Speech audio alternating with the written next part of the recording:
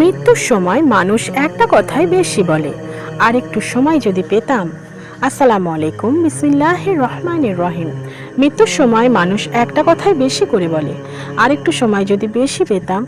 আর একটু সময় নামাজ ঠিক করার জন্য, তওবা করার জন্য, আল্লাহর দিকে ফিরে আসার জন্য। তখন আর সময় দেয়া হবে না। আজ আমরা ভাবি এখনো তো অনেক সময় আছে, বয়স হলো, বদলাবো ক্ষণিক, পরে নামাজ ঠিক করব, পরে কোরআন পড়ব। কিন্তু মৃত্যু কোনো শিডিউল মেনে আসে না। হয়তো মানুষ যে মানুষটাকে হাসছে, কাল তারা যার জানাজা পড়বে। এই কোরআন বারবার আমাদের মনে করিয়ে দেয় এই দুনিয়া টেম্পোরারি, আসল জীবন আখিরাতে।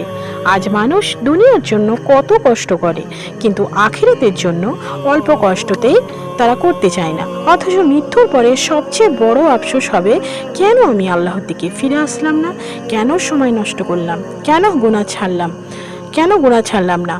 তাই এখনও যদি হৃদয় নরম থাকে, এখনও যদি তওবার অনুভূতি আসে, তাহলে দেরি করবেন না। কারণ হয়তো আজই আপনার জীবনের সবচেয়ে গুরুত্বপূর্ণ সুযোগ।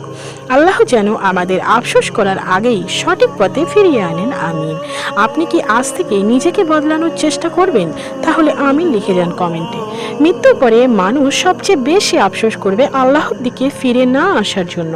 এই ভিডিওটিতে সেই গভীর বাস্তবতাটি তুলে ধরা হয়েছে। ভিডিওটি ভালো লাগলে লাইক, কমেন্ট, শেয়ার করবেন। আর আমার এই ভিডিওটি থেকে যদি আপনি একটু শিক্ষা পেয়ে থাকেন, তাহলে অবশ্যই অন্যদেরকেও শেয়ার করবেন। আর হ্যাঁ, আমার এরকম ইসলামিক রিমাইন্ডার প্রতিনিয়ত পেতে আমার চ্যানেলটিকে এখনই সাবস্ক্রাইব করুন। আর হ্যাঁ, আরেকটা কথা, অবশ্যই আপনার মতামতটি কমেন্টে জানিয়ে যান। ধন্যবাদ।